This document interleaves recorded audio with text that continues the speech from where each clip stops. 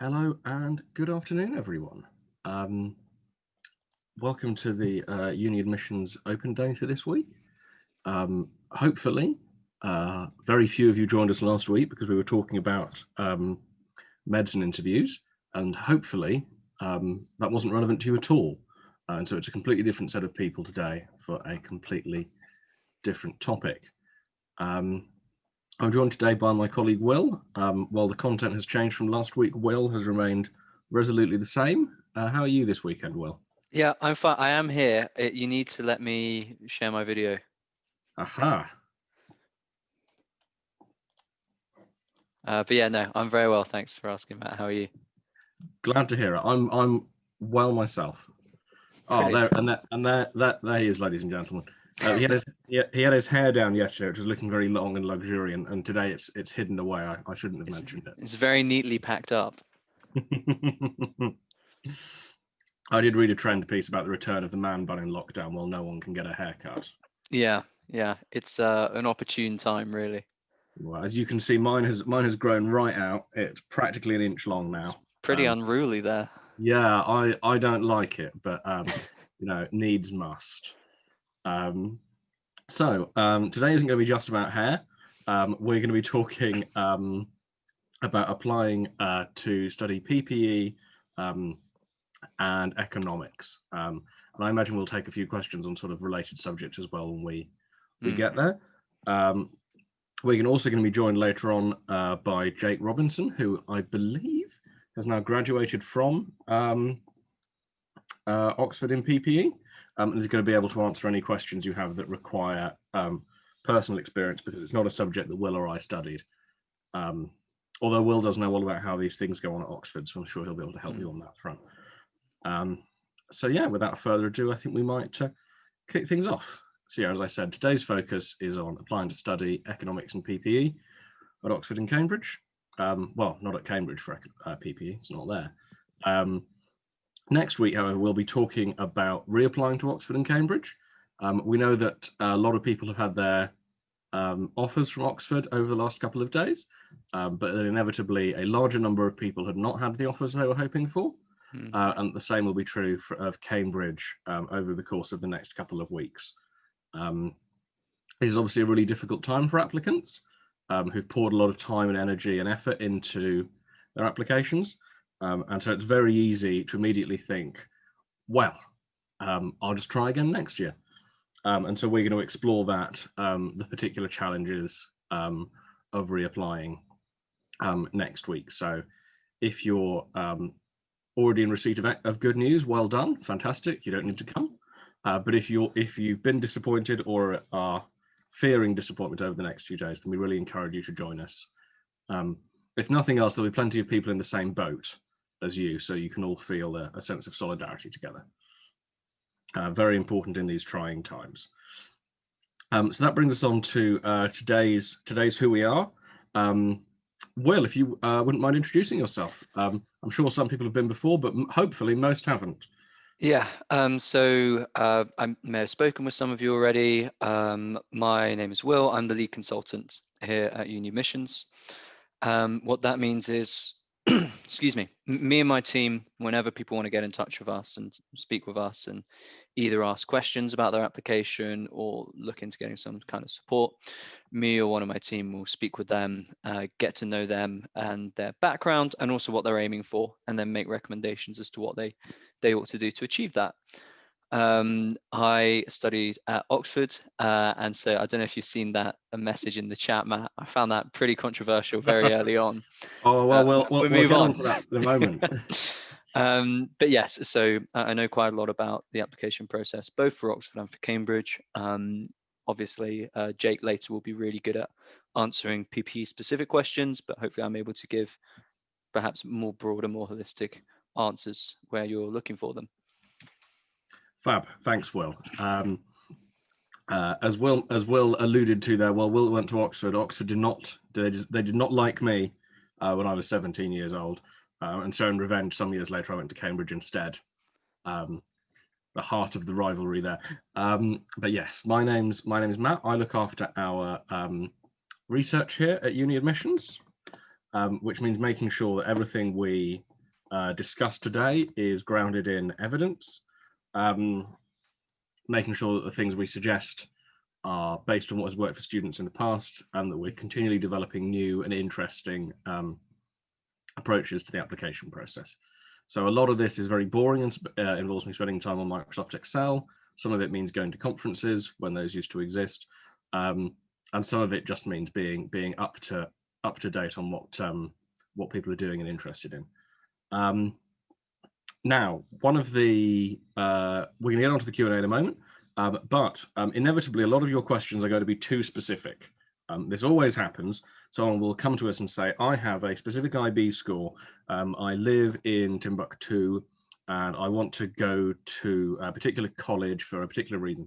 And we'll say, unfortunately, you'll have to get in touch with us directly because that's too complicated a question for the Q&A.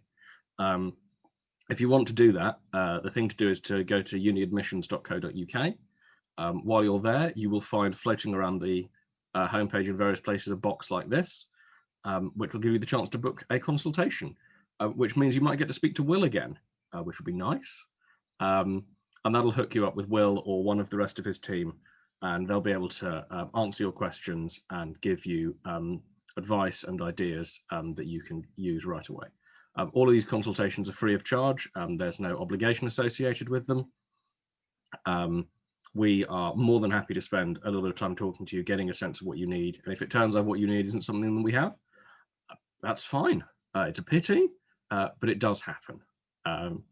They're very friendly, and I do recommend getting in touch with them if you have questions that we can't answer during this call, or if there are just things you want to know more about. Obviously, we've just come to the end of the year 2020. I did struggle to find highlights. It has, by consensus, been a bad year. However, there are a few things we've been able to do that we're really proud of. We worked with over 400 students this year, which was really exciting. I think is an all-time high for us. And roughly 4 tutors to each student, which we'll come on to explain how that works in a little while. And we've had over 10,000 hours of study. At some point, I need to update that number. I don't know if we ever snuck up to 11, but yeah, an absolutely spectacular amount of work done by our students last year that we're really proud of. We're also particularly proud of the students we have from the foundation. So these are students who are in receipt of free school meals from Ucas Reference, or other from lower areas of progression to higher education, polar quintiles, that sort of thing. And for those students, our services are available from anything from full price all the way down to free. We worked with 93 students last year on a supported basis through the foundation. And the target for next year, which seemed a long way off until about a week ago, is for us to have 1 student through the foundation for every student who comes to us on a paid for basis, which is a big and exciting challenge, particularly as we continue to grow our classic student numbers, but something that we're really excited to be doing. It's worth, I just wanted to hop in, Matt, and say, yes, go ahead. What sort of capped us at 93 wasn't what we could manage. It was just the sort of people who were applying.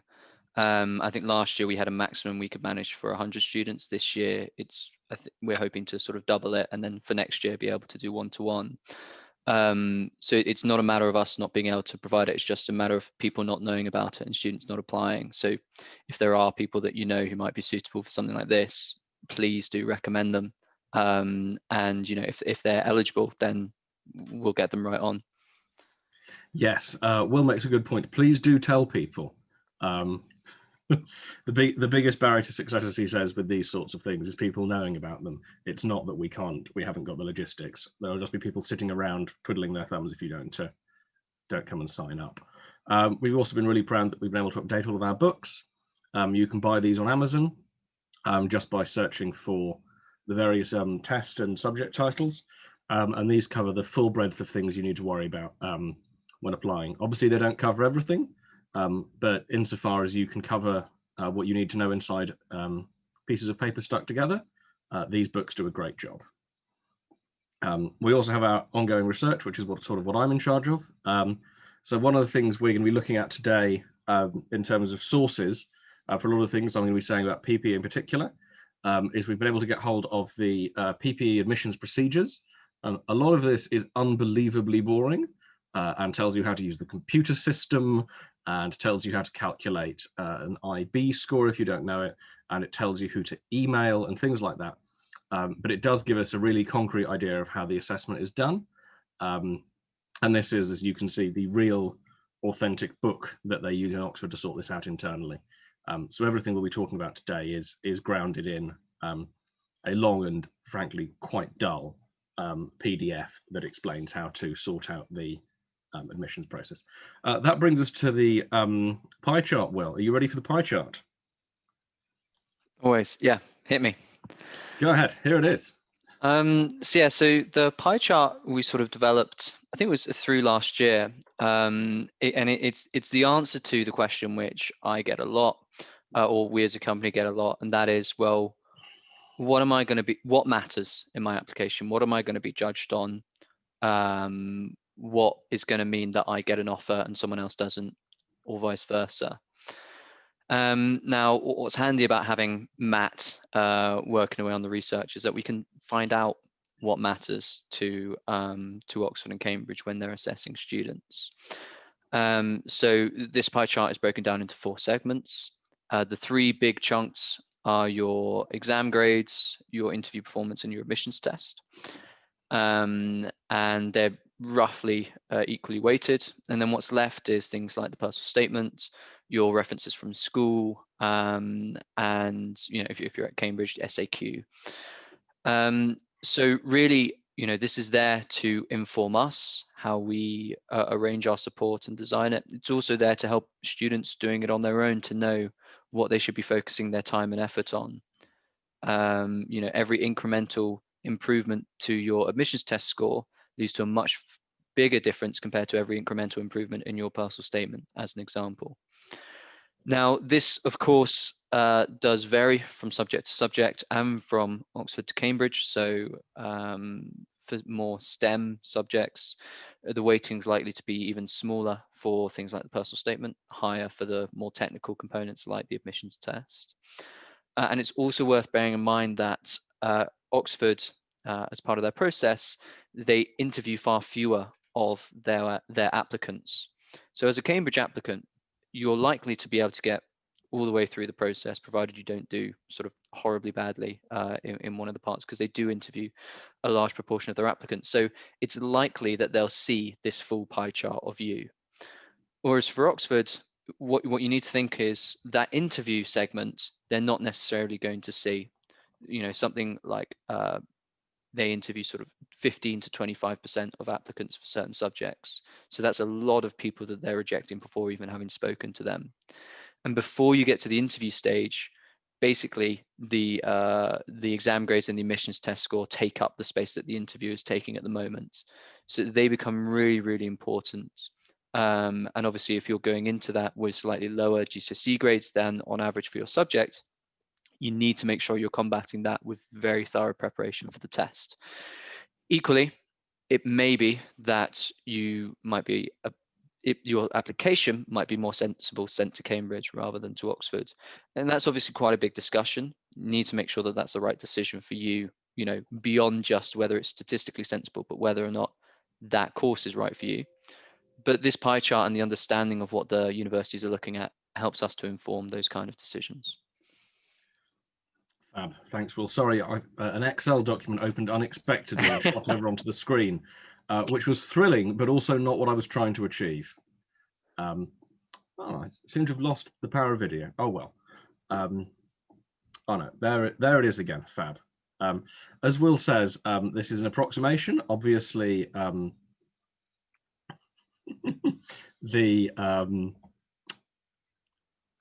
sorry, I lost myself completely. Yes, obviously the pie chart It's an approximation, Matt. There are variations between subjects. Yeah. We think this is a really useful way of making sure that you don't, for example, spend absolute weeks fretting over the commas in your personal statement when it's likely that someone is only going to glance over it to make sure that you're not awful before deciding whether or not to interview you. It's also helpful as a means to, very often students can ruminate on things which have happened already. So students can spend lots of time worrying about their grades, or once they've done the test, lots of time worrying about the test. But realistically, as you get past each stage of the application process, what you've got to think is, okay, what's left? is 30% of my pie chart left? Is 60% of my pie chart left? And what is it that is left, and how can I work on that? I often have to encourage students and parents to spend their energy as productively as possible. And that means not fretting over, you know, one GCSE which you felt was unfairly marked. Sometimes you have to move on. Obviously, if you've just had it out, you can get it remarked, great. But if you'll be on that stage, you need to move on and focus on what's left. Fab. Thanks, Will. Continuing on, why would you want to study PPE or indeed economics? I see that Amira has already asked about this in the Q&A, so hopefully this will partly answer the question.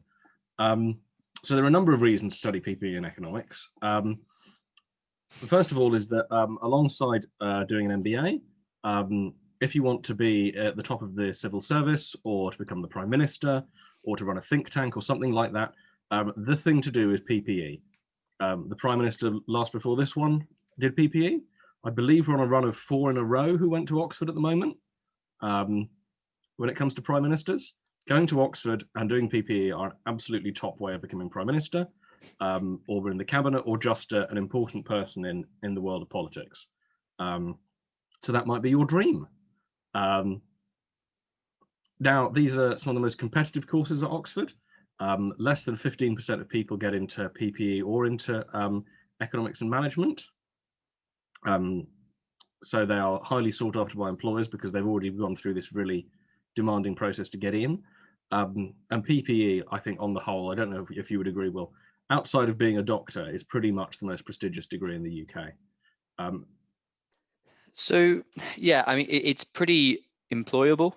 You know, most of my peers who did PPE would move into sort of, well, a lot of them move into the city doing consulting or finance, that kind of thing. And yeah, lots move into government, civil service, that kind of thing. It's relatively sought after, I would say. And I think because it equips you pretty broadly with the kind of skills that people are looking for. Yeah, I've even got a graph to illustrate this. This is one from the BBC from a year ago. So as you can see, the top places to go in terms of earnings, it's Oxford and the LSE right up at the top there, along with Cambridge. St George's, if you're unfamiliar with it, is a university that only does medicine, which is why it's doing so well there. What's that one in between Oxford and LSE? Imperial, maybe? Maybe, I don't know. I'll have to get the big version of this graph. Sorry, I was just interested. Sorry to interrupt. No. I think it might well be Imperial. And then alongside that, if you look at subjects in terms of their earnings, aside from being a doctor or a dentist, economics is the place to be. Clearly, my choice of English was a terrible idea. I shouldn't have done that. On the bright side, it was better than Will's choice of psychology, which is psychology's way down. My God. Yeah. Yeah, I'm surprised and depressed. But there you go. Economics is the #1 thing to be apart from a doctor or a dentist. I've been to the dentist and I can see why they earn so much money, because it's really expensive. So you've got your heart set on economics. You've been convinced by the earnings potential and the chance to become Prime Minister we've mentioned. So what does it take to get in? As we mentioned, these are really competitive courses. So taking this from the PPE handbook at Oxford, the things that matter, they care about your test, they care about your GCSEs, and they care about your A-levels. Now the Ucas reference, that's the part of your reference that your teacher writes. They care about that more than your personal statement. And a lot of people don't realize this, but the universities take the Ucas reference really seriously. They see teachers as being their peers in terms of the education system. So it's, you know, it's them getting a recommendation from someone they trust and they respect as a colleague. And if they have something really positive to say about you, that can make a difference. So very rarely will you hear students making as much of a fuss of the reference their teacher provides as they do of the personal statement. A mistake. It's something that's really worth engaging with the school about. If you're applying for next year, I wouldn't worry too much about engaging them now. It's perhaps a little early, and probably they're busy trying to deal with the virus. But once you get to the summer and to the autumn, it's really worth spending some time on that. The test that we mentioned earlier for PPE and for economics and management at Oxford, it's called the TSA. It's very similar to the test at Cambridge, which is called the ECAA. And that test score is used to decide whether you'll be probably interviewed or not, as you can see. So if you do badly, you fall into the bottom quarter of people. Chances are you won't get an interview. You're in the next section up, the sort of top half of the bottom half. Uncertain, they're going to be looking at the other information. If you're in the top half, then probably you'll get onto the shortlist, and if you're on that top quarter, you'll almost certainly shortlist. Now, to sort of put those sort of very fuzzy ideas into perspective, around 12% of, oh no, I was hoping for the interview numbers, they're not on this slide. Oxford will interview 2.75 people for each place for PPE, and it's slightly less for economics and management. So you want to be in roughly the top third to top quarter on that test to get an interview. Now, that can be really challenging. Obviously, you're coming up against other really competitive applicants, and that's why it's so important to put proper effort into the test rather than worrying about some of the other factors, because it is the #1 thing that's going to make a difference to your application that you still have control over. Your GCSEs, it's probably too late. The test you still have control over. Another thing to take into account is that people really underestimate the importance of maths when applying for economics. Once you start doing economics, you'll discover it's mostly maths. They occasionally throw an essay in there, but there's a heck of a lot of maths involved. And this is something I've been looking into in detail. So about 12% of people get in for PPE, but among people who did A-level maths, that rate goes up to 16%. Now, 4% doesn't sound like a lot, but that is a 33% increase in your chance, which is a really big difference at these fine margins. If you then go and look at the people who get in, 22% of the people who hold offers took further maths, and that's despite not a massive number of people taking further maths in terms of applications. There are more people who apply with English or history. English in particular, does surprisingly poorly when it comes to applying for PPE. They really underestimate how much maths there is involved. And the average maths grade at GCSE for people who get in is 8.74, which I believe is somewhere between an A+ and an A++. An A star, that's what they call it now, isn't it? But yeah, I mean, I believe, Will, we've been trying to set up some guidelines around PPE for this, haven't we? Yeah, so I mean, with courses like PPE and E&M, because the competition is so high, the caliber of the student is stronger. So you see, it's similar for things like the TSA score. Average TSA scores for a subject like experimental psychology is lower than the average TSA score for PPE or E&M. And so generally you do want to make sure that you're performing at this sort of augmented level. It's also worth bearing in mind, you know, there are slight differences from uni to uni. So Oxford PPE, maths is important. Cambridge economics, maths is even more so. And that's one of the large distinctions between the two courses. I hadn't realized further maths made such an enormous difference, but yeah, absolutely, it makes perfect sense. Is there, Matt, did you see whether or not, because very often people who do further maths do that as a 4th A level compared to 3. Do you reckon that could make any difference, having 4/3? It's something I would have to look into in greater detail. I'm doing a lot of research at the moment ahead of our reapplicant discussion next week. So that's something I'll try and look at, but you're right, a lot of people do it as a 4th choice. So there may be a little bit of double counting between that and A-level maths, but certainly it helps to do a lot of maths. Something I wish I had known when I was at the relevant age. So you've written a beautiful personal statement. Your teacher has said that you are wonderful, that you are the solution to the country's problems, that you should definitely be the next Prime Minister. And you've done marvelously on the test because you did further maths, which has meant that the whole thing was an absolute breeze for you. You've got to the interview. What are they going to ask you? So these are questions drawn from the one of our books, the Ultimate Oxbridge Interview Guide. which lays out, among other things, a set of sample questions for every subject drawn from real interviews. So here are a few of them. There'll be philosophical questions. For example, one student a few years ago was asked, can violent protest ever be justified? A particularly timely moment, I think, to be discussing the relative merits of violent and non-violent protest. But there'll also be questions that are more related to public policy. Knowing the health implications of smoking as we do, why is it still legal? A question that forces you to balance the questions of freedom and personal responsibility that you might encounter in philosophy with the political implications of banning things which people don't tend to enjoy. And there may be really general questions like, what kind of philosophy are you interested in? That are trying to tease out what you know about the fields. This is particularly important for PPE and to a lesser extent economics, although it's also true that because these aren't subjects that are generally taught at school, the interview is likely to be more general and less focused on the work you've already done. And so it's really, really helpful to have a broad understanding of the subject and to have really developed your soft skills and your curiosity in the reading. It's not like English where you've got 16, 17 years of doing English to fall back on in the interview.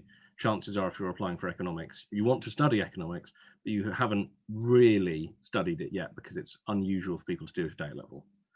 There will also definitely be a question with a graph or data interpretation. Again, this is where people who haven't done maths get thrown off because they've forgotten how graphs work. I believe you encountered these in your psychology interview, Will.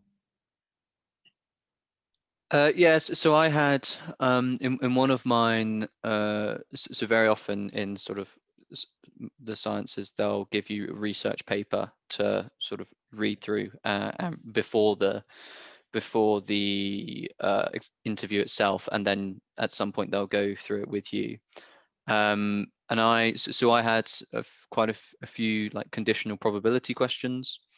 A lot of a third of the first year exams are statistics, and you do that sort of going through the second year. So that's an important part of it. I'm pretty sure I got it wrong, but you know, these things happen. And yeah, that they'll often have a piece of paper with something to present to you. And getting used to it and getting ready to sort of take your time to look through it. It's a really important skill. I think I probably jumped straight into it a bit too quickly at the time. Fab, thanks, Will. Yes, it's always easy to rush into these things without knowing what you're talking about, and then you can dig yourself into a hole where you find yourself defending what isn't your opinion anymore, but you sort of feel a little bit stuck, which is a danger we talk about in our interview discussions with students later in the year.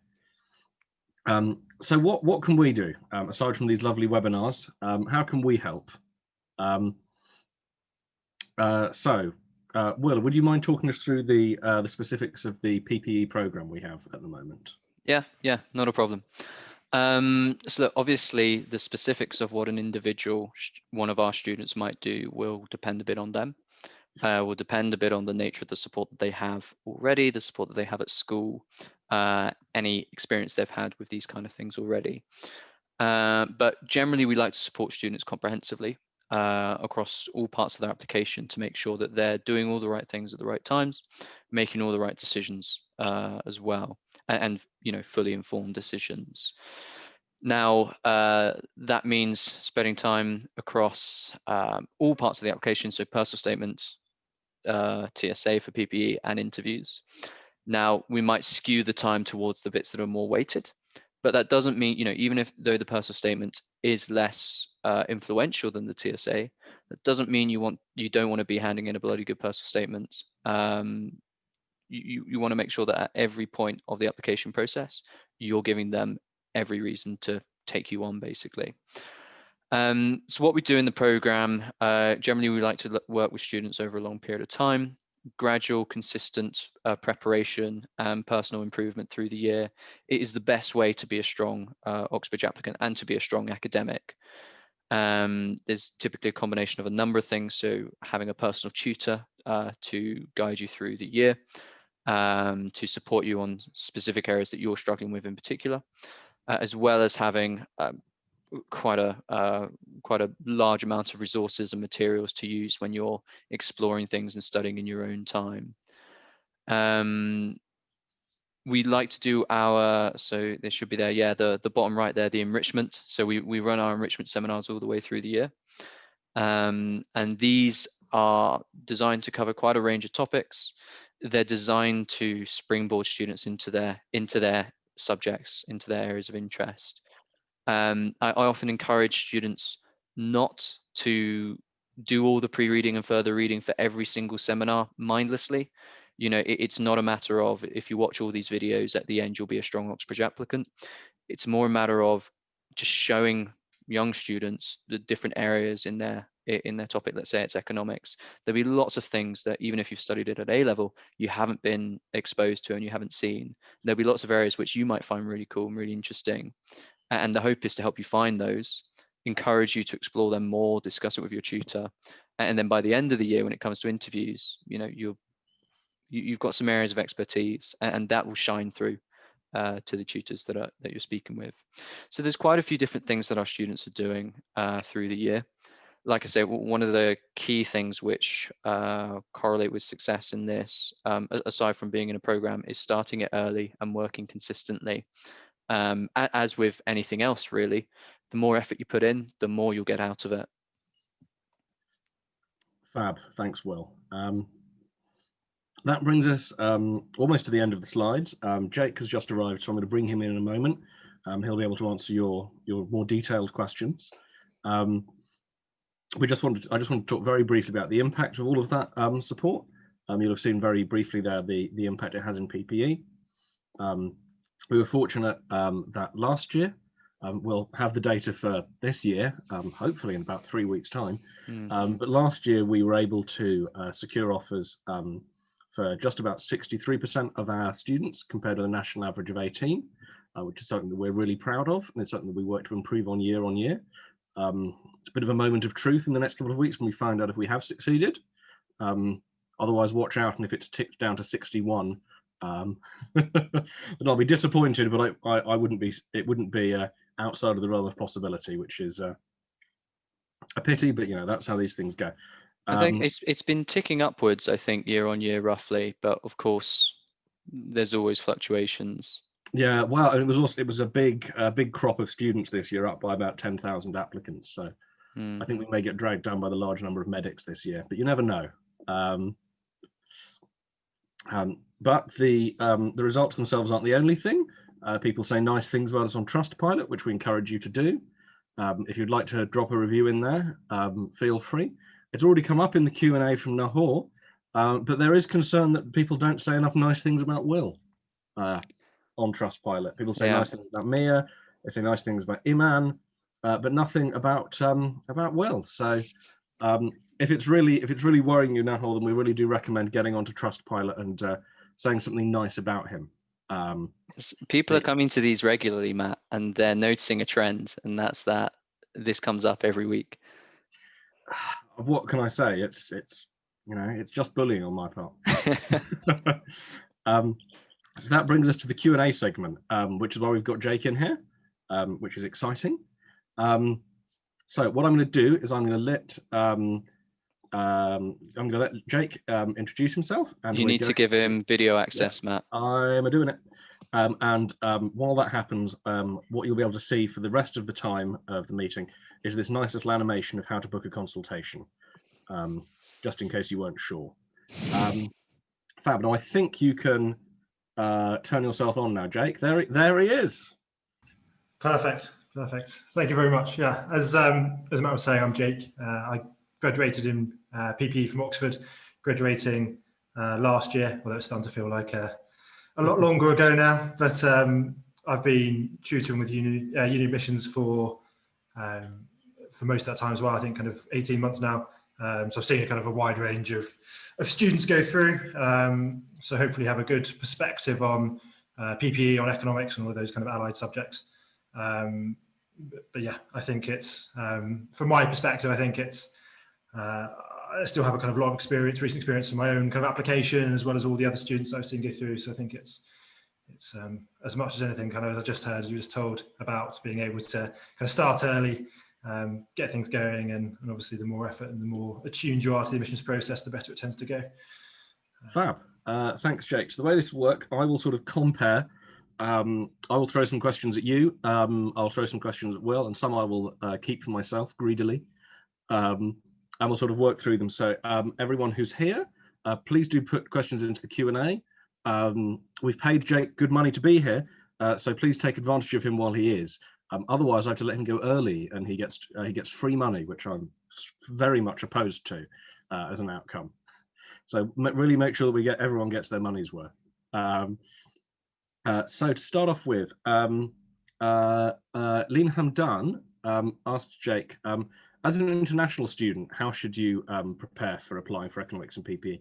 I expect you met a few international students during your time at Oxford. Was there anything that you could tell they had done in particular to succeed? I mean, I think a lot of it depends on what education system you follow. I think PPE is very broad, and I think sometimes international applicants can be in quite a good position because A-levels tend to be quite focused compared to, say, IB or things like that.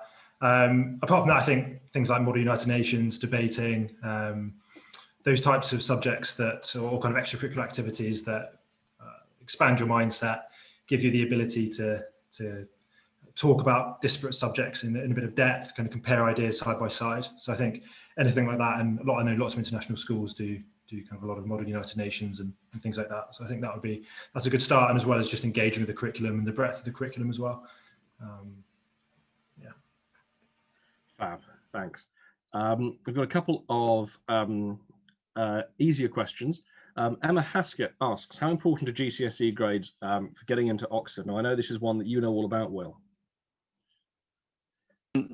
Yes, so GCSEs are generally seen as more important for Oxford than for Cambridge. And that's mostly to do with what I was talking about earlier in terms of the shortlisting for interviews. So because, let's say, for Cambridge, if they're interviewing 70% plus of the people who apply, if your GCSEs are slightly below average, then you've got a bit of wiggle room there to still get interviewed, to still impress them at that point, or impress them with the admissions test. Whereas with a lower GCSE profile, that becomes a bit more difficult with Oxford because all you have really is the TSA to counterbalance it. Now, if you've got the top score of the TSA that year, that's going to do quite a lot of counterbalancing, but that is going to be very difficult. And yeah, very often students will, or I will give advice to a student based on their background in terms of which would be the most sensible application. I think we see pretty consistently that the average GCSEs for successful Oxford applicants are higher than for Cambridge. Matt, does that sound about right? Yeah, that sounds about right to me. As you may have seen invading the screen briefly, I was trying to get up the relevant Excel chart. But yeah, that tends to be the case. The average GCSEs for Oxford will be a touch higher. But that said, Astakar asks, are all successful students required to have all grade 9s at GCSE? No.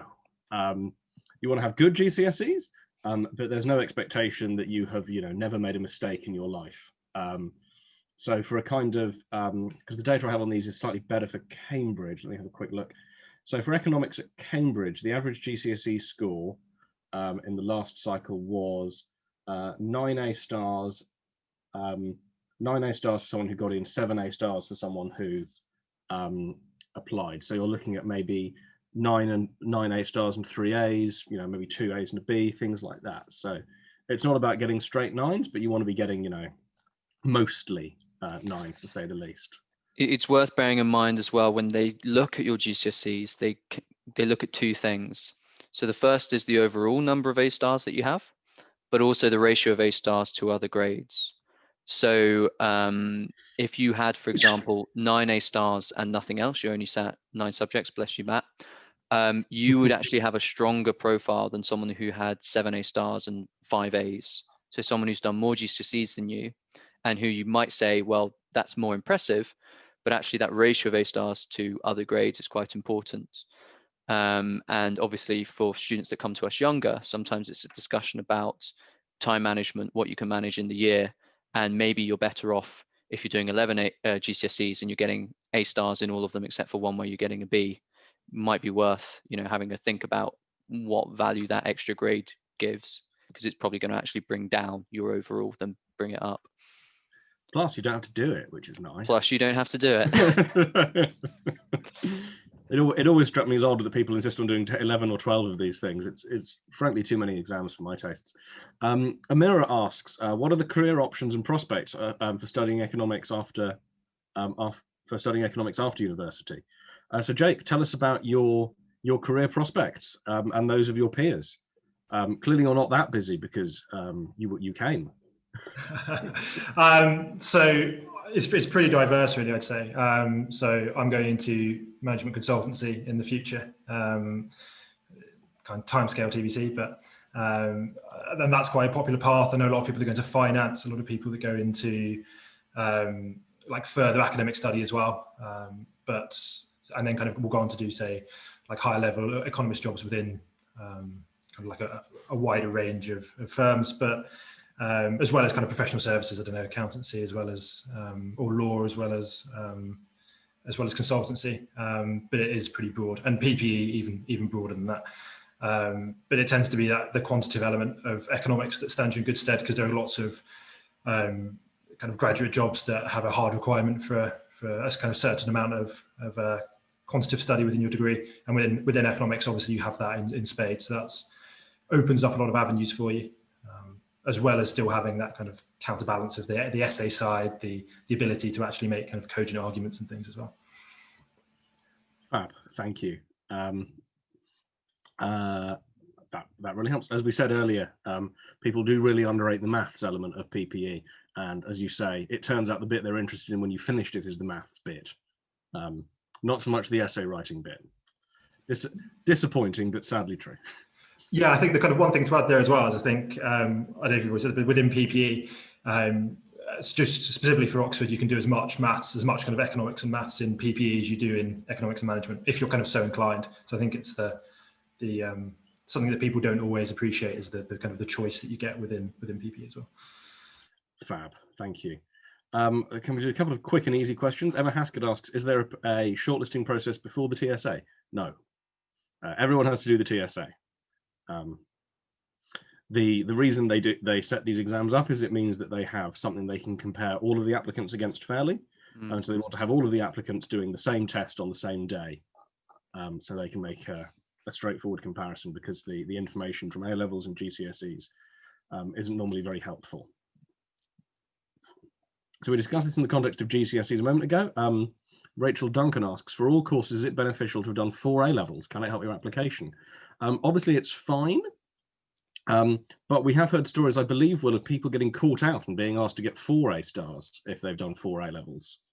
So yeah, there are stories of if Oxford or Cambridge are unsure that you'd actually reach the predictions that you've been given, but they think, you know what, if you can do that, yes, you're worth it, then they could change the conditions of your conditional offer.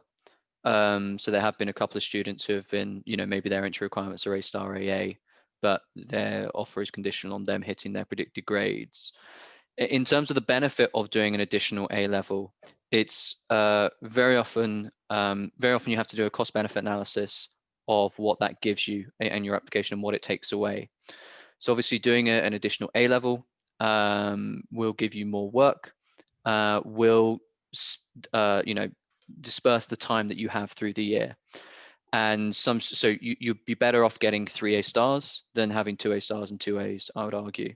And you need to think about what you as a student can take on. Now, if you can do 4 A levels, and that's absolutely fine, and you can do the preparation for the test properly, and you can do all these other things as well, then absolutely, it does not hurt your application.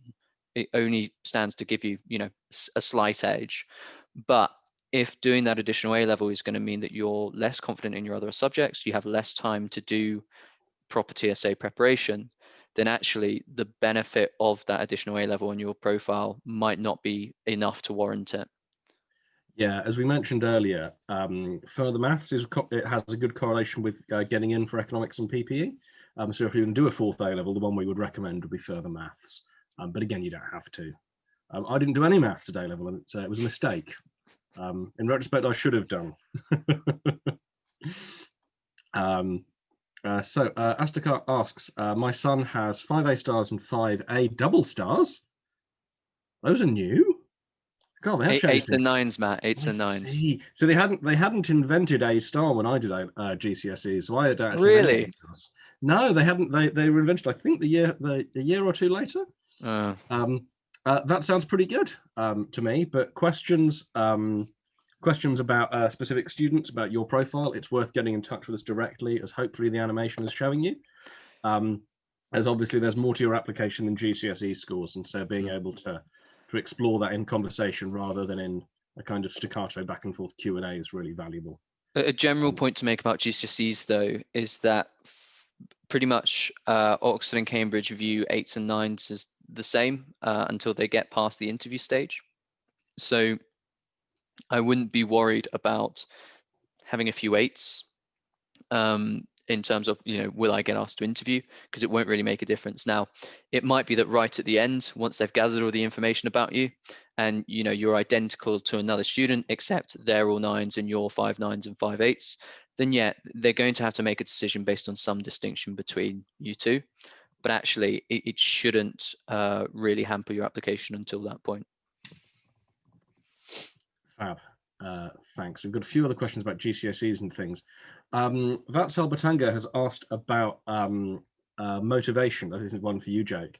How did you convey your motivation through the application process and the interview, and how do you help the students as you work within that area? I think it's acknowledging that you go beyond the curriculum. So it's being able to say, well, what extra things have I done? How have I really demonstrated it in a kind of meaningful way? So reading, I think, is the first point. I think there's so much within PPE that you can get into, and I think it's about quality, not quantity, to a large extent. People think if I read kind of as many books as possible, it will be helpful, but it's obviously to an extent true. But I kind of particularly went into looking at ethics and looking at the kind of market failures within economics. So situations where the market doesn't necessarily do things incredibly, and then kind of talked about those in my personal statement, had some examples that I could deploy at interview. So ethics, for example, I knew was kind of a common subject that came up within philosophy. And therefore I had a few situations, a little bit of background knowledge that I could deploy to show that I had really engaged with the reading and that it was something that I was passionate about. Outside of that, I think kind of having a bit of variety can be helpful. So there are lots of courses and podcasts from Oxford and from other universities that you can find on YouTube, and they can be kind of a nice breather. When you get a bit fed up of reading, you can find something else that just makes it a bit different. And that again can still give you that kind of jumping point for going and exploring and finding out more about the subject. Because I hadn't studied any kind of formal politics or philosophy before taking PPE. So that kind of extracurricular, the exploration was really valuable to me, of getting a bit of a handle on what it was and kind of what the study really entailed. Fab. Thanks, Jake. We've had various other questions about GCSEs. I'm going to come back to those a little bit later on. I presumably you applied to places other than Oxford, because that would be a daring approach. Ellie Meachin asks, do you have any specific advice for applying to top Russell Group but non-Oxbridge unis? I believe Warwick, I think King's College London offers PPE now. I know LSE does. There's a joke about that in an episode of Yes Minister. So was there anything you did in particular when applying to thinking about other universities? I'm sure Oxford was your first choice, but any tips there? Obviously, there's no test, so you don't have to worry about that in most cases. Yeah, so the lack of test and lack of interview obviously means that there's a lot more pressure on your personal statement. I think the big difference is that in Oxford, you don't have to carry on all three. And in fact, most people tend not to. Whereas lots of other universities will make you carry on all three if you're doing a PPE degree, which does make a bit of sense. So I think the thing to show is that you actually carry out all three. Sometimes people can be tempted to really focus on one of the three or two of the three and completely leave off the other. And I think that isn't necessarily a problem for Oxford, because they understand that there's kind of a range of motivations and backgrounds that people come from, and they have the interview to really assess that. But for those other universities where they don't have the opportunity of the interview, making sure that within the personal statement you demonstrate the kind of the passion and the breadth of all three subjects is important, I think. Fab, thank you. Ryan Barron asks, is the process any different from mature students? So the process isn't different. At Oxford in particular, there are a couple of mature student-only colleges, so you have to be 21 or older when you arrive. Harris Manchester is the biggest one, and that has quite a large PPE cohort. So going there would probably be the logical place to apply to. Now, the only difference with mature students, obviously the process is the same, is that if you're, say, 23 years old and it's been 5 years since you left school, you are going to have to explain what you've been doing this whole time. And it will need to be something interesting and relevant that brings to the fore why you've done it. So a successful applicant I knew at while I was at Cambridge had spent their time in the Israeli Armed Forces, which you don't have a choice about. But Jake, did you have any contact with mature students who had an interesting background? There's another guy I knew at Cambridge who had been a model in Japan.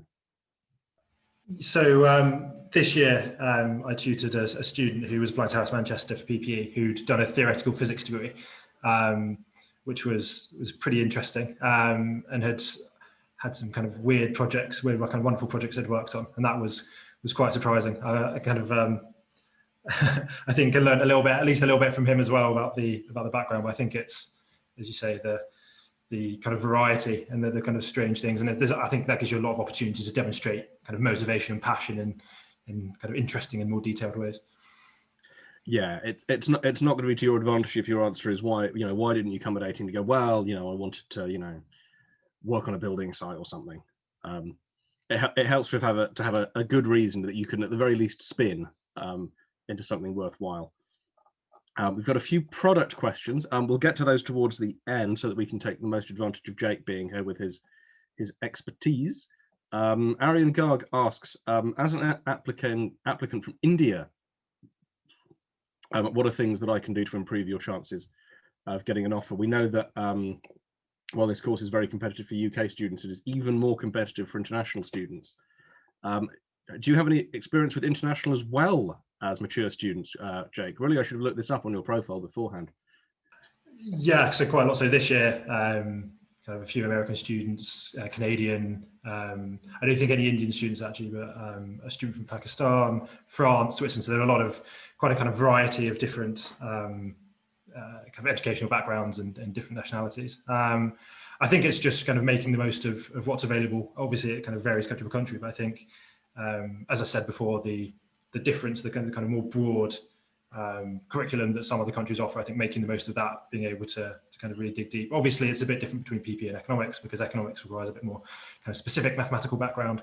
But I think making the most of that, so my student from Pakistan, for example, had worked with, I think, the Minister of Agriculture from memory. So he'd done undertaken a project and had kind of a really detailed knowledge of kind of conflict in the region as well. So I think, which came across as being really interesting in his personal statement. He was able to talk about it in really kind of interesting ways. And obviously that's very different from the background of lots of other applicants, and obviously particularly kind of UK based applicants. So that obviously would have been something that stood out in his application. So making the most of those types of opportunities, I think, is ideal.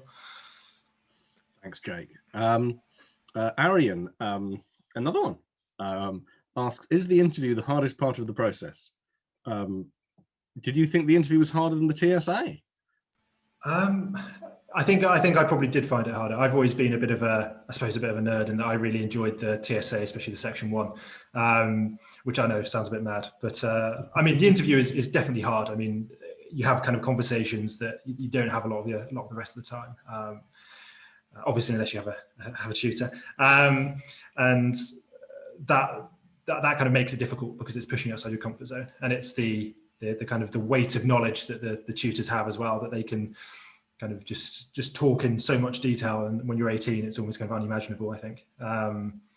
But I think it probably was the most difficult, required the most prep, but was also, I think, really kind of interesting and fun as well. And I think the key is they're obviously not trying to catch you out. They want to assess your engagement and assess the kind of way that you learn under the tutorial supervision system.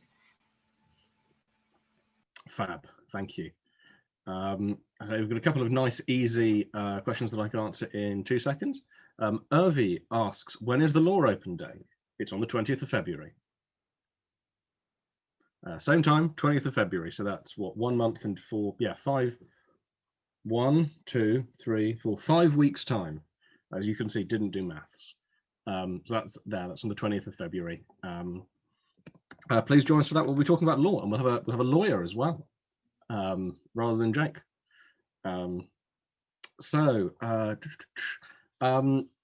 Jake Scott asks, what would admissions tutors think about gap year students with outstanding A-levels but subpar GCSEs? Will, I think this is probably one for you, because I expect this is a kind of person you've encountered. Yeah, so very often, obviously, when Oxford do their application process, they want to measure you on standardized stuff. So, and in the normal process, that's GCSEs and TSA. Predicted grades are unreliable. I think it's about 80% of predicted grades are wrong. So that's why those aren't sort of as focused on. They're still taken on board and still used. Once you have the grades, once you've got the A-levels, then they can be used as a much more reliable tell.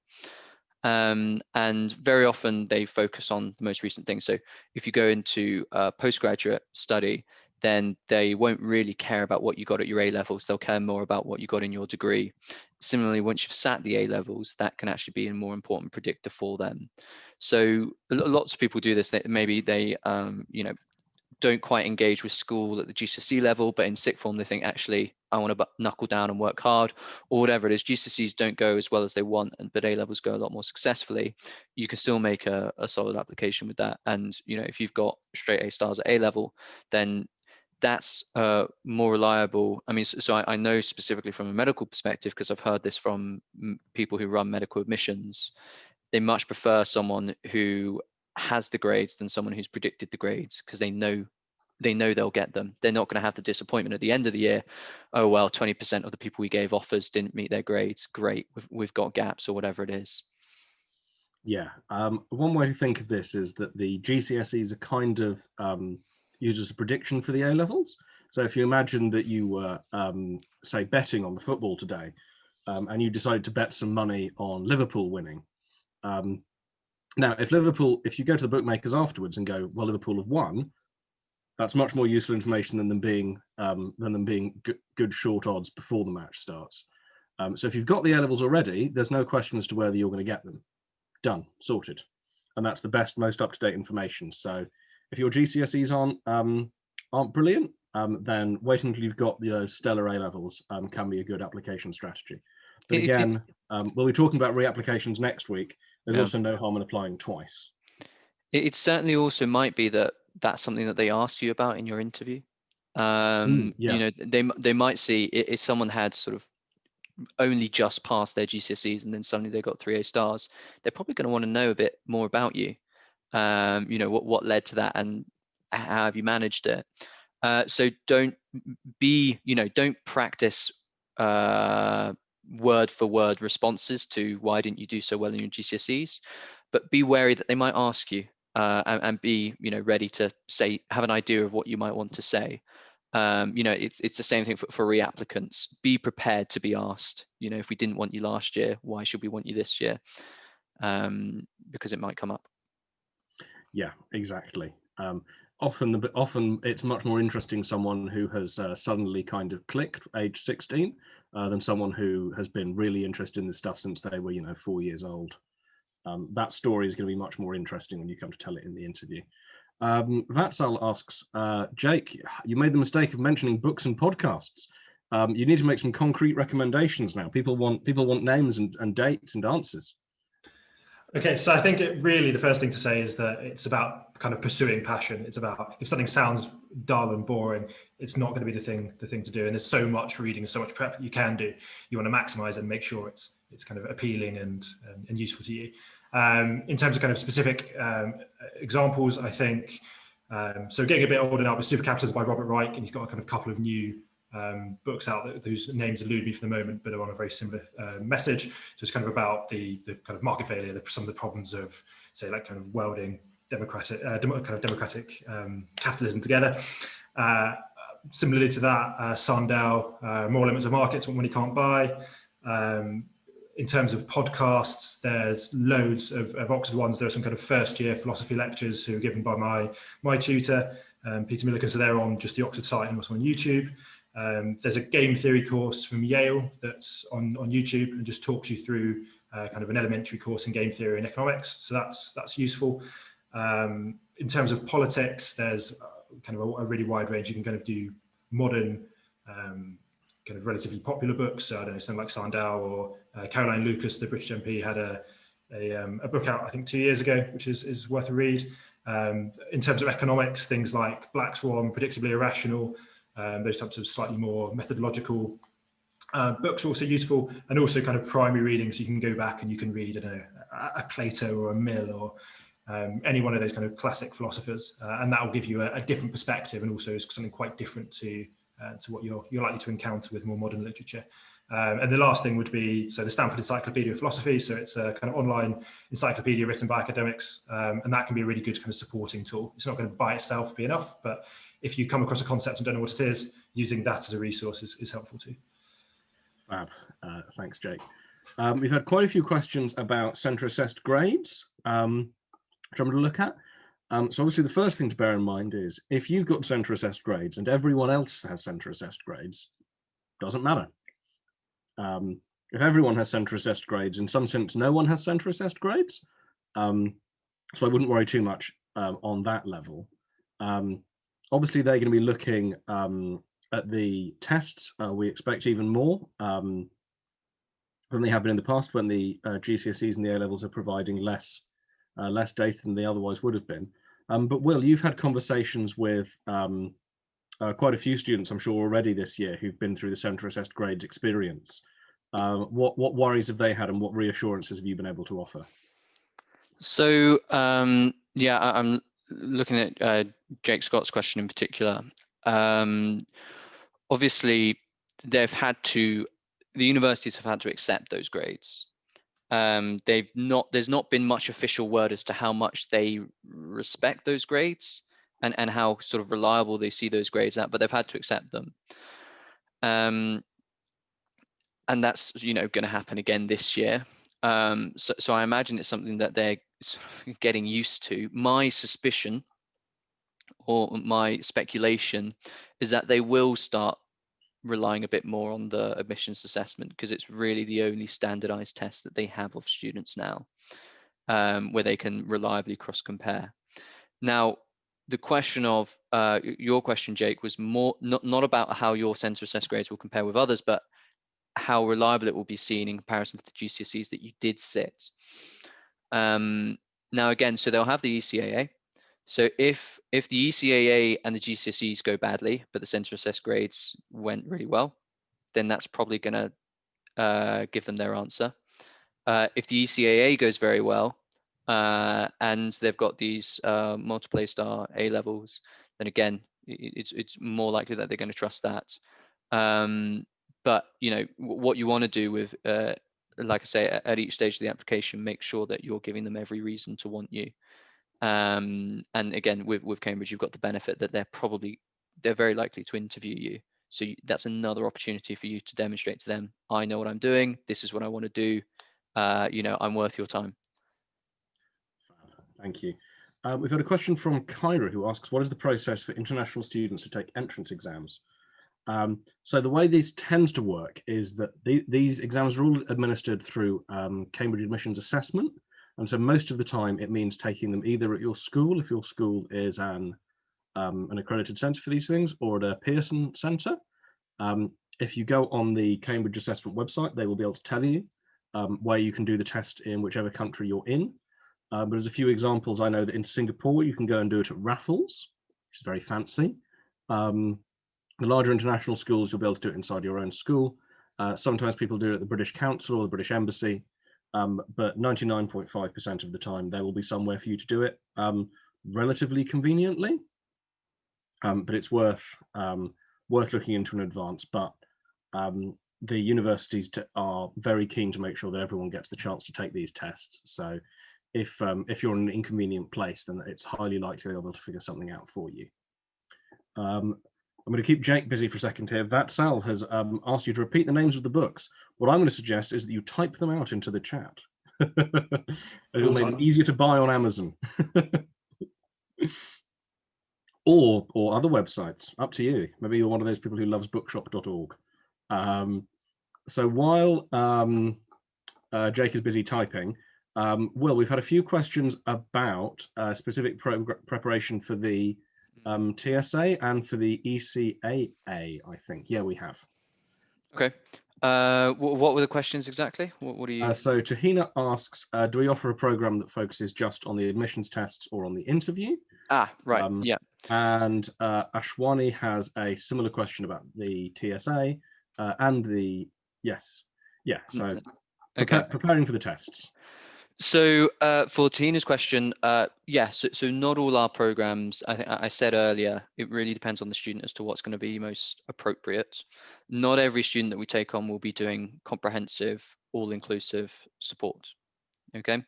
What I would recommend is that, Tina, if you're the parent, then it would be great for me to have a chat with your child to see what is going to be best. Obviously, we can always make programs smaller, but it will get to a point where if the program's too small for me to feel like it's actually making a significant difference, then there's no, there's not so much point your child investing their time and effort into this if it's not going to be enough at the end. So it will really depend on them and the amount of support that they have already. But generally speaking, there's usually some kind of compromise that we can make to support them properly and fit a budget. Excuse me.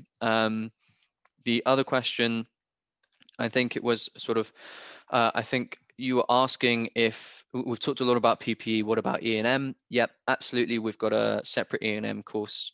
Naturally, there will be some similarities.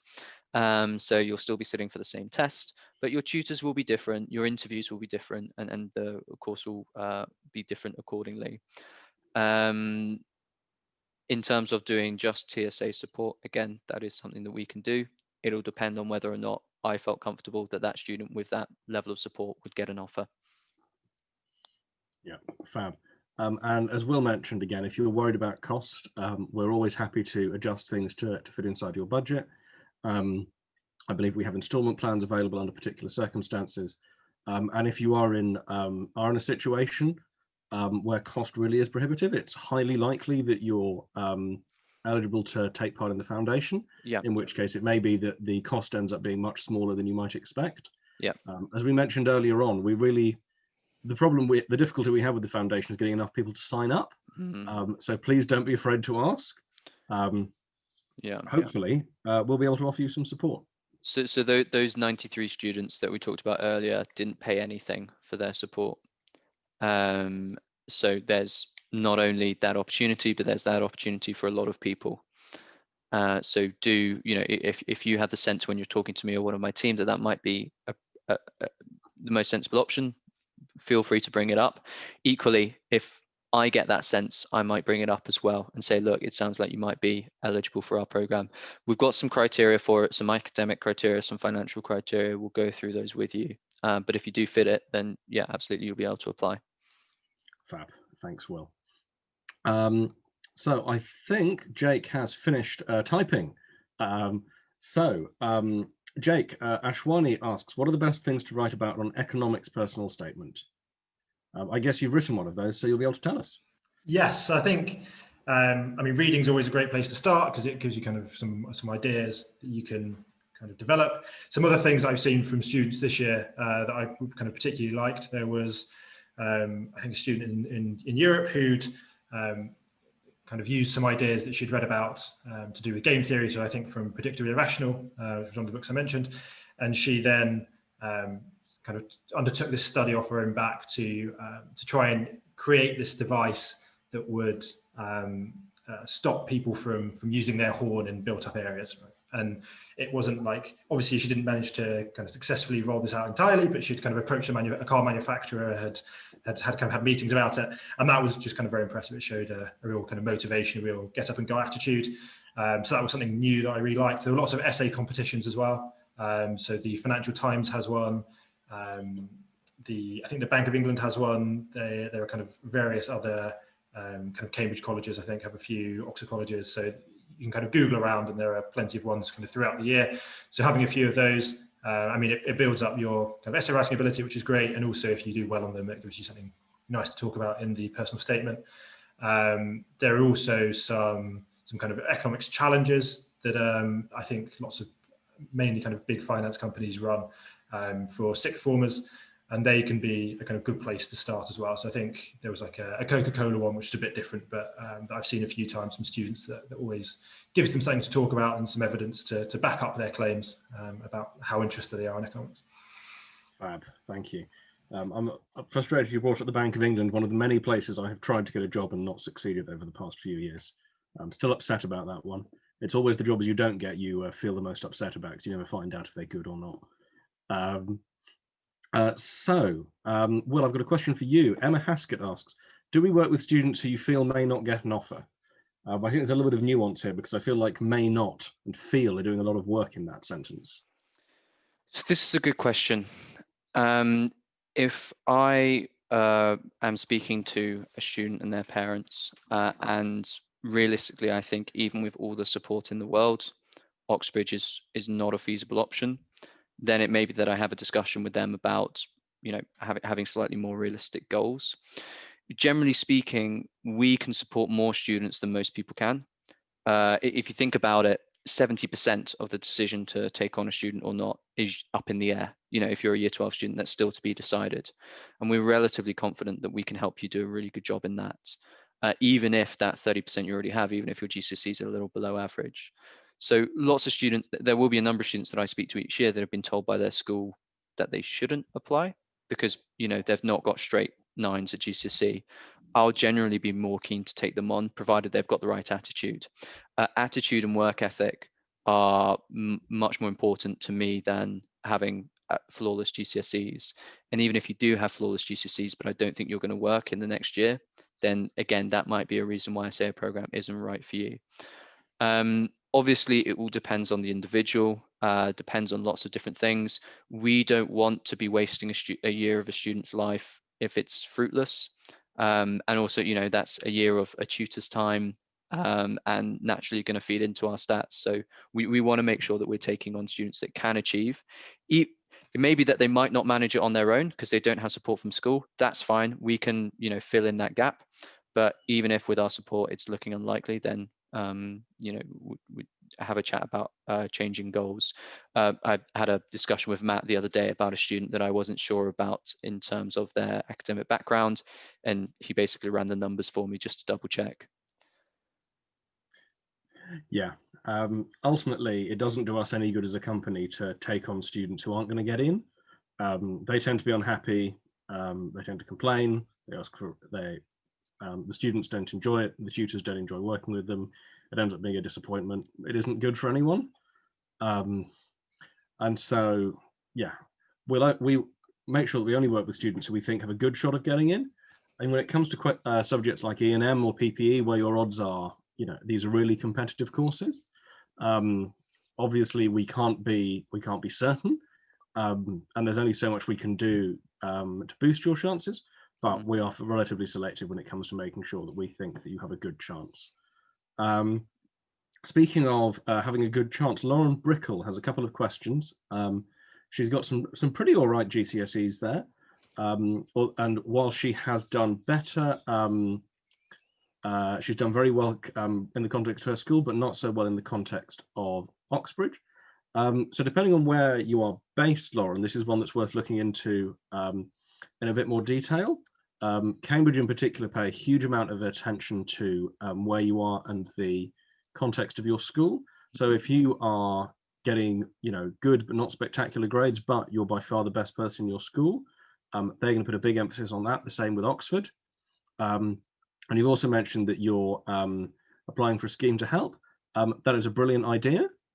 You definitely should. The very worst thing you'll find out from one of these schemes is that actually on balance, you don't want to apply. It's well worth looking into. And obviously, if you'd like to work with us, we may well be able to work with you. Please do get in touch directly. Jake, I'm sure you have had experiences in the world of access, because invariably people who come and help us out with the students and the foundation, for some reason, all of them care about access. There must be some kind of mysterious effect at work. Yeah, definitely. So, yeah, when I was in Oxford, I did a few things, and kind of subsequently too. I think there's a lot to be said. I mean, there are lots of things you can learn, kind of from that stage that Lauren sounds like she's at, just about the kind of attractiveness. And I think there are lots of students who end up, especially at Gcse, being at schools where there's not a great history of getting people really top grades. And Oxford look at that, and they understand, and Cambridge obviously, they understand where that's coming from and the work that people put in, and that's why they have these other measures as well. It's why they have kind of particular as well the TSA, obviously the ECA if you're economics at Cambridge, and those are going to be indicators they can use as well. So I think it's about looking at it as a kind of well-rounded kind of application. Fab. Thank you for addressing that.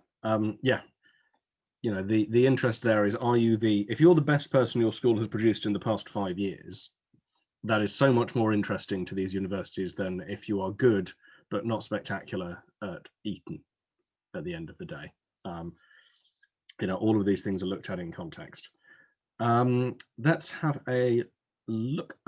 The very first question we got, I think, was from Nahor. He was concerned that Will hadn't had enough Trustpilot reviews, but he also asked about the trial period. Now, in many respects, this is the best time of the year to do the trial period, I would say. Will, how does the trial period work? I've realized that I wrote the trial period policy, but I can't remember it. Yeah, so for those of you who can't remember their own work, how it works is, obviously, I speak to a student, I speak to their parents, I explain how the program works, I explain it all, and if they think that it's what's best for them, then we'll enroll them. But I won't do an absolutely perfect job of explaining it. It will be for certain people that when you're experiencing it, it's not quite what you're expecting. This doesn't happen very often. It's really a contingency, but it's important for it to be there. So in a student's first couple of weeks, they're able to have tutorials, they're able to have enrichment seminars, they're able to see all the materials and see how it all works, basically get a real feel for what the program is and if it's going to work for them. And if they come to me and they say, it's all going really well, there's just, you know, we're not quite sure about the tutor, or I can't log into my materials, then obviously that's something that we can fix. But if they come to me and they say, look, I appreciate all the efforts that gone into this, but I don't think this is right for me. I don't think this is working. Obviously, I'll explore it with them, but if it's not something that we can fix, then they're able to withdraw from the program. We refund the parents completely.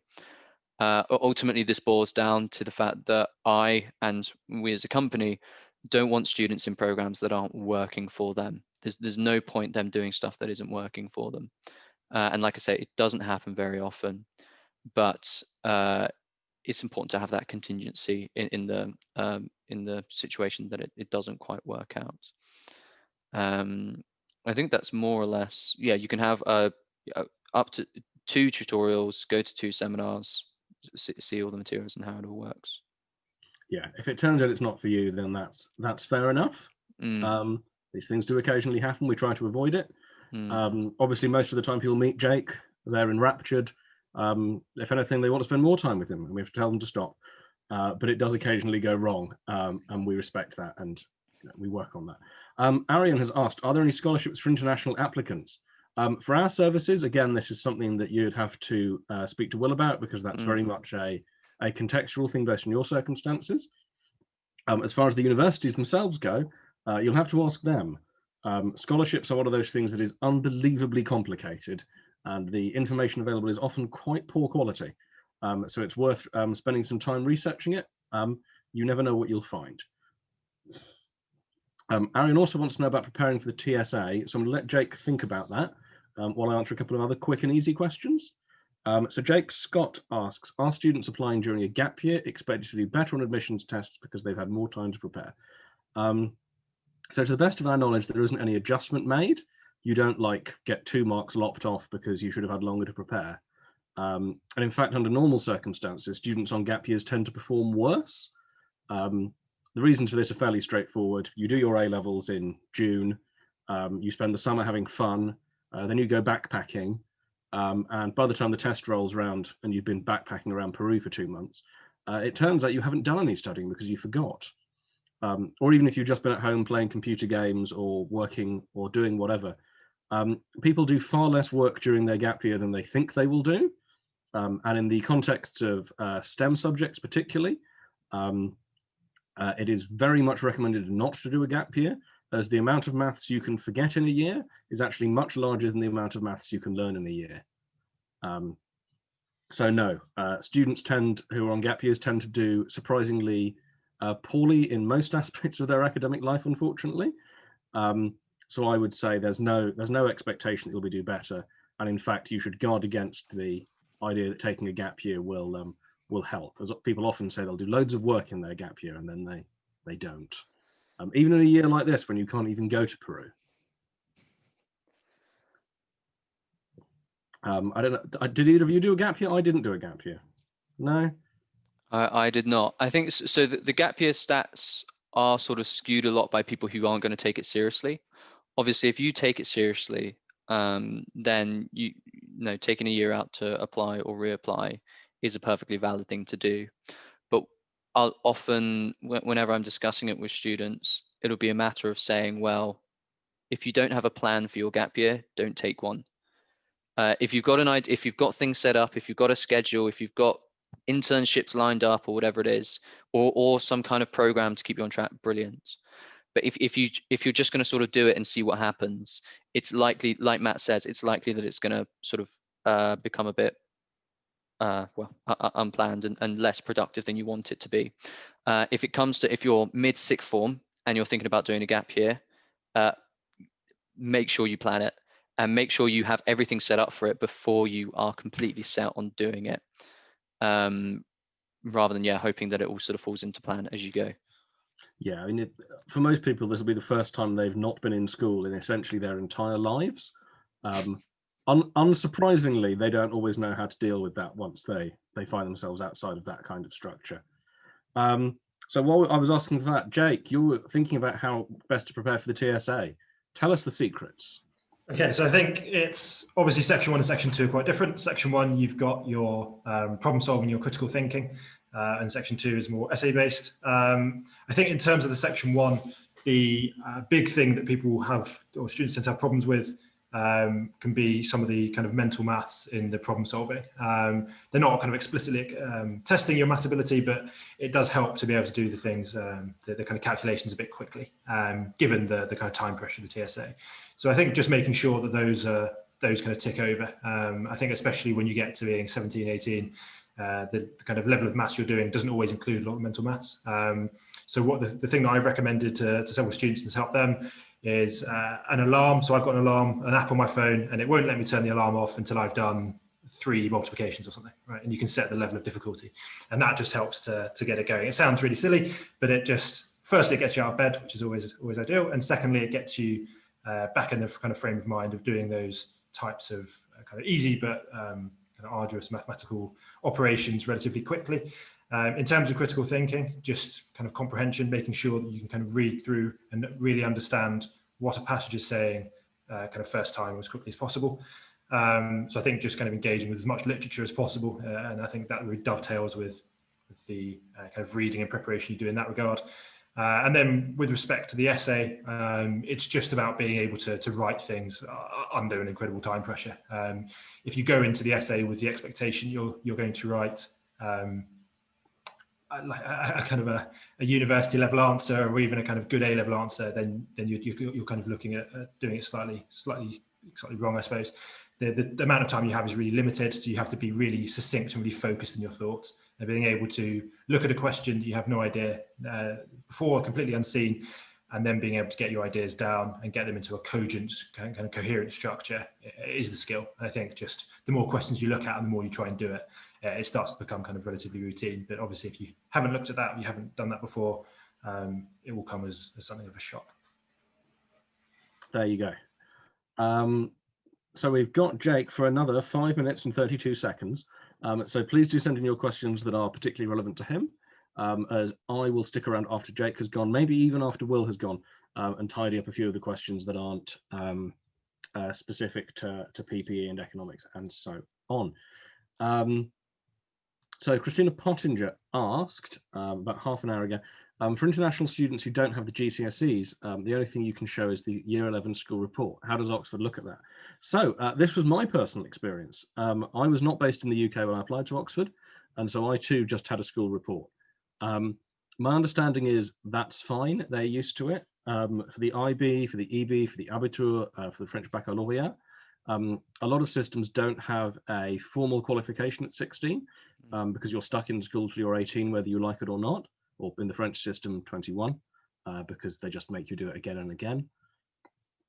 And in that context, they will look at that and they will use it in the same way they use the GCSEs, just to establish you know, whether you are of the right level, and then they'll be looking at in more detail at your predicted grades, and then again at your performance in the test. So in general, there should be no disadvantage for it, no disadvantage in being from other parts of the world and having a different system.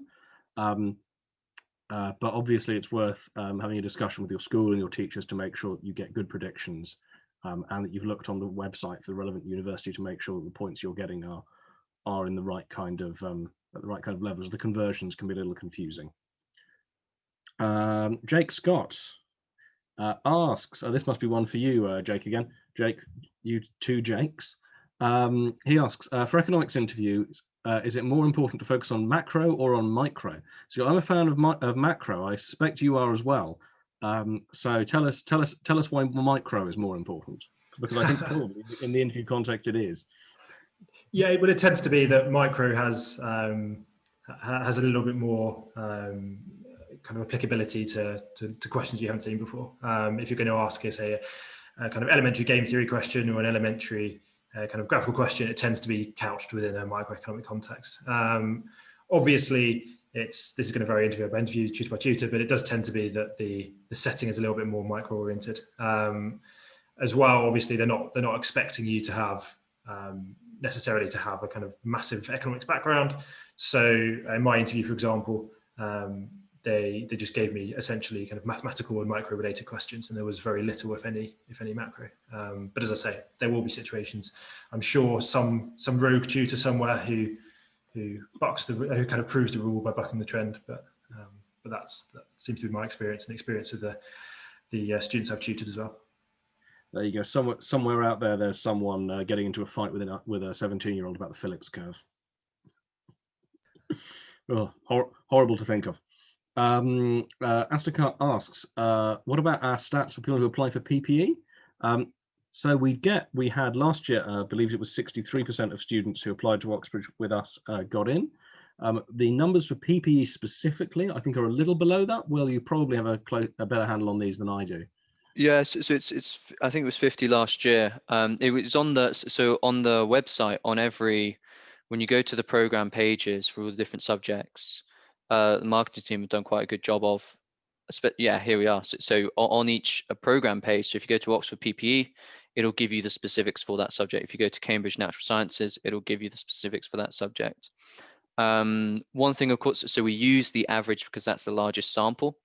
When you break it down into smaller and smaller into groups by subject, for example, you know, some stats are higher. So I think our natural sciences was 75% last year. Some subjects will be 100% just through having smaller samples. But it's important to use, you know, your statistic is most powerful when it's got the most data points. So that's why we use the 63 as an overall point. To sort of demonstrate the effect of the programs that we do.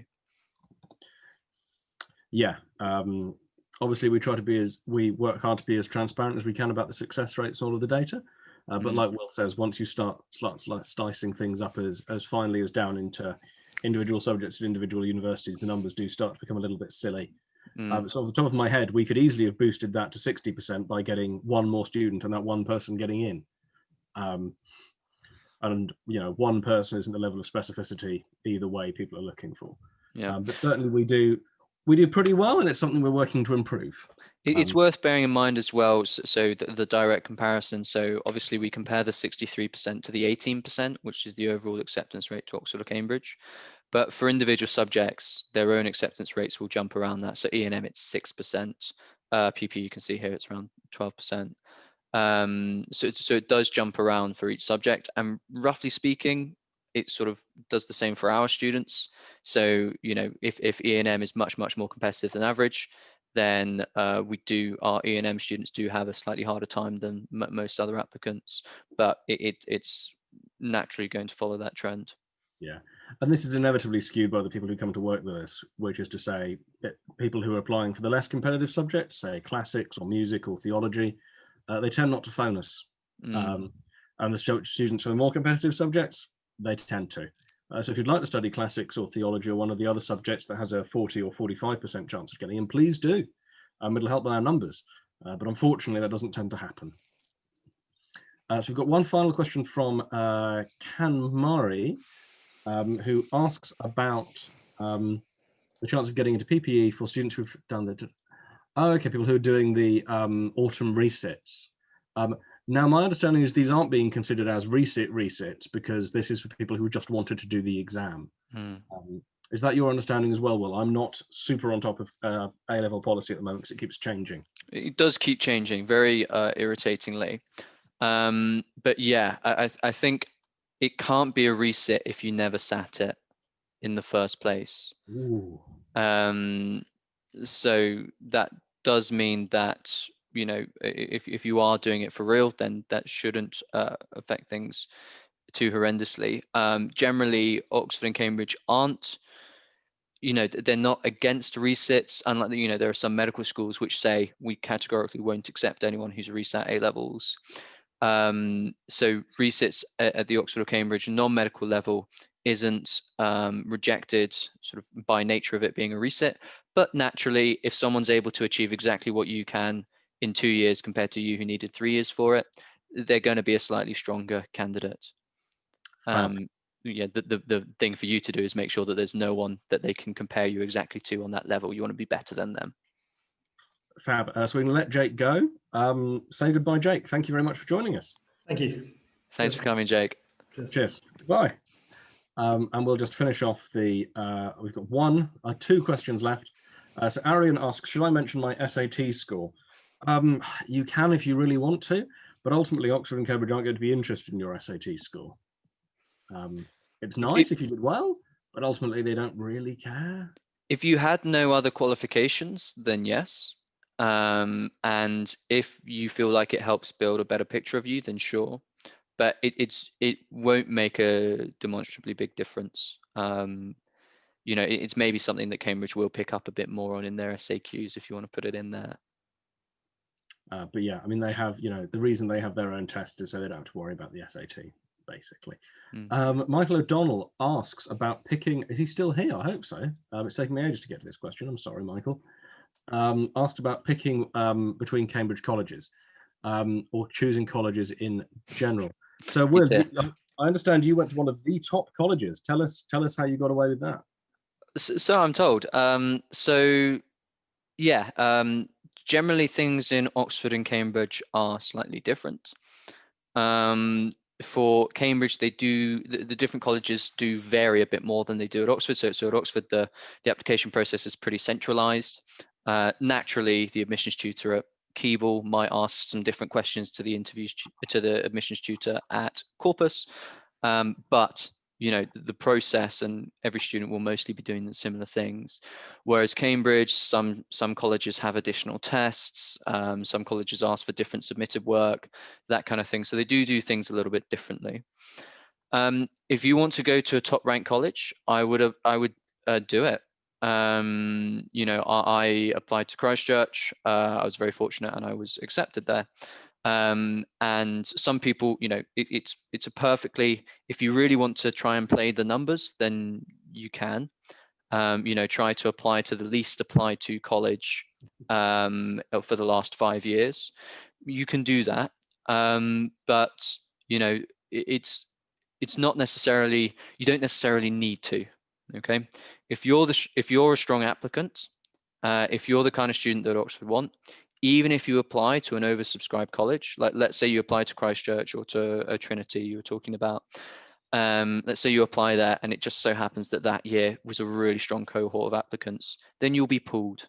You'll go into the winter pool for Cambridge, you'll be pulled across to Brasenose or wherever it is in Oxford, because they will want to take you on. The whole point of this application process, the whole point is so that Oxford and Cambridge can pick up the best applicants possible. And what you've got to remember is if you are the best applicant, if you are the hardest working, if you know the most about your subject, then they'll pick you up. And they won't want to lose someone just by chance of who applied to which college in a single year. If you feel more comfortable applying to a less prestigious college and a less competitive college, then yeah, sure, go for it. And it might be that actually you feel a bit more comfortable when it comes to interview. I do know some people who see the older, more established colleges as a bit intimidating. What you want to do is try and reduce how intimidated you feel at interview. So if you feel like that's going to affect you, then yeah, you can apply to a newer college. But otherwise, if you want to apply to an impressive college, then go for it. Just, as with any application to Cambridge, to whatever college, make sure it's a good one. And then, of course, there's the line that there are no good colleges; they're all very good. And it's a Cambridge degree wherever you go. Yeah. And you also always have the option of the open application. It's not something that we generally recommend. No. For reasons that we've never really been able to figure out. People who use the open application tend not to do very well. So the thing with rushing and they're not putting the right amount of effort in. It probably correlates with effort, but also the open application doesn't really give you any advantage. They'll basically, so it's more likely that your open application will eventually end up being sent to the least subscribed colleges. So what you may as well do is at least try for a highly subscribed one, and worst comes to worst, you get pulled to the less subscribed one, rather than just letting yourself get pulled there automatically. It is my philosophy behind it. Yeah. So that appears to be all the questions we've got. So I'm just going to add 2 final points on this. The first is to say that if you are really interested in colleges, you can read the book, The Ultimate Oxbridge College Guide, which comes with all of our courses. And you can also buy on Amazon by searching for Oxbridge College Guide. It was written by me in collaboration with a bunch of students from the various colleges, and that discusses every college at Oxford and Cambridge from students who are there or have been there recently. And that's a really good way of picking out things that you think you might enjoy. The other thing to say is pretty much everyone you talk to will say that their college is excellent. Yes. So the thing to do is to think of them as being more like football teams, which is to say that everyone thinks theirs is the best, regardless of which one they ended up with. Except Christchurch is the best. So. Well, that's the kind of attitude you get from people. So there you go. If you're really interested in going one of the more prestigious ones, then absolutely feel free. But it won't make any meaningful difference to your chance of getting in. And if you're worrying about picking one, then we recommend that book. The colleges themselves tend to have excellent information, particularly on their JCR websites, which is the Oxbridge Speak for Student Union. But at the end of the day, it's not the most important thing about your application. And wherever you end up, you're going to end up liking it. It's worth saying, if you are one of our students already, you will have this book that Matt is talking about. If you can't find it in your program folder, let your program manager know. If you're umming and ahhing about joining us, then you'll get this book as part of your support. That'll be rolled into the program. Fab. So that brings us to the end of all of the questions we've got. Thank you everyone who's held on all the way till the end. Yeah. Thank you to, I can see 3 or 4 names here who I recognize from previous weeks, so it's lovely to see you back. Please don't feel the need to come back every week. Will and I do get paid to do this. You do not, so do not feel obliged to come. And on one final optimistic note, I put a little survey out there to see about the vaccine. 1 person has already had the vaccine, and fully half the people who came today know someone who has, which is charming. There you go. So things are on the up on that front, at least. For my own enjoyment, I'm going to be asking that question every week from now on, just so that I can get a sense of hope. Have a lovely weekend, everyone. Say goodbye, Will. See you guys. Thanks a lot for coming along. Thank you very much, everyone. Have a lovely weekend and see you next week. Bye-bye.